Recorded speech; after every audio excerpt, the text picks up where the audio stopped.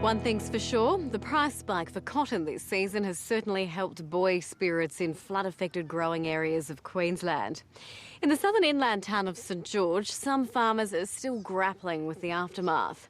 But those floodwaters this year and another deluge last March have brought a record harvest. Reporter Kirrin McKechnie spent a week in St George at the height of the January floods. She returned for Landline and found that for this town at least, the floods haven't been all bad news.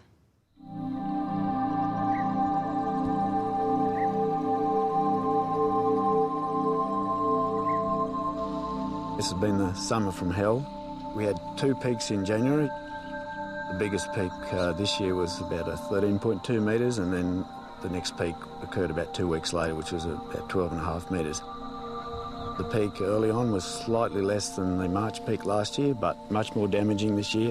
It was right in the middle of harvest, and it went for much longer, so the floods kept going for most of January. So it was far more disruptive on the business and tourist trade, and because it was in the middle of harvest, it caused me a lot of grey hairs.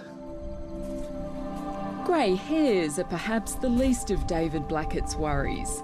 The St George grape grower is facing months of recovery work after the January floods hit his harvest hard. We lost about half our crop as a result of the rain and the flooding, particularly with the table grapes. And the wine grapes, we lost about half the crop as well, just through straight flood loss. So the losses were fairly extensive, and that resulted in fairly substantial cash flow losses for the business.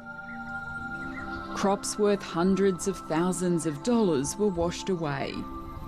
But rather than give in and watch the flood do its worst, David Blackett launched an aggressive bid to harvest as much of his crop as possible. With the rising Ballon River turning his farm into an island, he ferried his pickers to the vines each morning before the remaining crop went under. So, David, how far would the floodwaters have got here? The first peak was right up the top, and the second peak you can just see up there. So, yeah, we would have been 2 metres of water through here. And what sort of damage has it done to these vines? Well, it's killed most of the cuttings, and these old ones they've had it as well. From 2 successive years of flooding, they're no good, so they've got to come out as well. They just stopped fruiting, so we've got to replace all these ones as well. Yeah, costly business, I imagine. Yeah, the nurseries are doing well at us. This will be the third time we've got to replant that. So this is what happens when the floodwater goes through the fruit. They're within hours they've had it. They shrivel, so you can't salvage any of that.